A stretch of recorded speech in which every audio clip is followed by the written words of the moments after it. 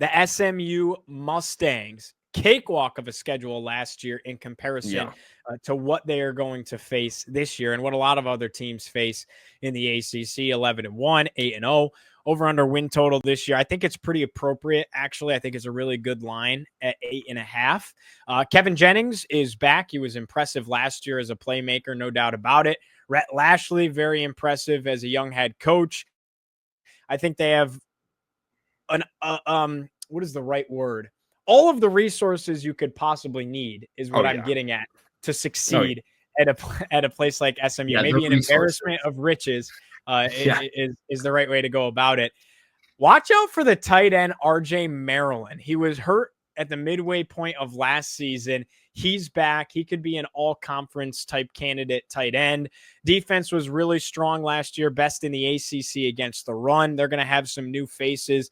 Can they hold that up, that stature of having an elite run defense? Offensive line stays mostly intact with some portal additions as well. So there isn't a ton of turnover for SMU. I think the big thing is they're going to have to limit the turnovers this year. They were plagued by some turnovers heavily in certain games last season, had a 6-turnover game later on in the year, and there was a handful of games where they kind of got by the skin of their teeth. Can they improve upon the turnovers this year? Second year for Kevin Jennings, an opportunity to get more comfortable. He can play free. That's his game, right? But can you play a controlled free? And I think that's what they're looking for. And I just think with the schedule, they could face a little bit of a reality check this year. Still a great year, still a very solid year, but miss out on the ACC championship in the playoffs. Yeah, I think you nailed it. I mean, they return a ton of elite talent across the board. Kevin Jennings, despite his size and despite what we saw against Penn State, he is a playmaker. He's a little small, but that plays into his hands when he's able to, get past the line of scrimmage and make some defenders miss. He's obviously a very good player. We saw it happen last year. They did a pretty good job in the portal as well, maybe improving in some areas where last year they might have been a little bit more deficient. But just because of last year's ACC schedule being such, like you said, a cakewalk, I think a regression to the mean is in order for this team. It's not necessarily about Rhett Lashley as a coach because he's great, or Kevin Jennings as a quarterback because he's great. It's just because the schedule is not what it was last year. It's not going to be that ever again.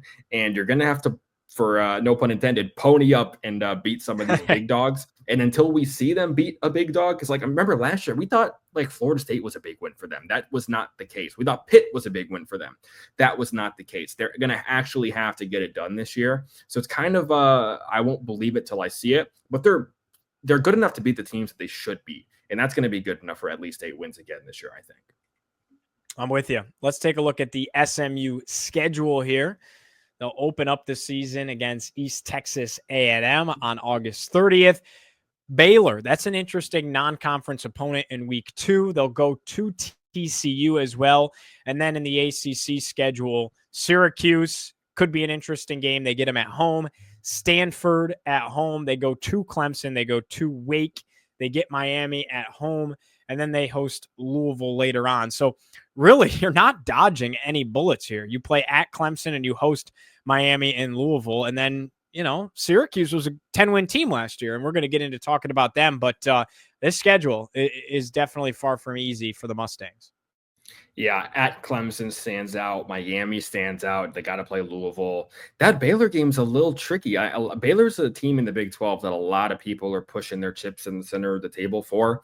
I couldn't exactly tell you why, but they are one of those teams. And, these guys is a good coach. Listen, and the other thing is, this is such a coaching cliche, but when you play these games within your own state, right, especially a place like Texas, you've got Texas high school guys going against Texas high school guys. And as they said in Indiana Jones and the Temple of Doom, anything goes. You can push everything else off the table. Anybody can beat anybody in a game like that. So I'm actually really interested. That's one of my more keen non-conference watches of the ACC schedule. But it's definitely not easy once you get into the ACC. I think it's an uphill climb to get back to Charlotte. Not impossible, but a little bit more unlikely.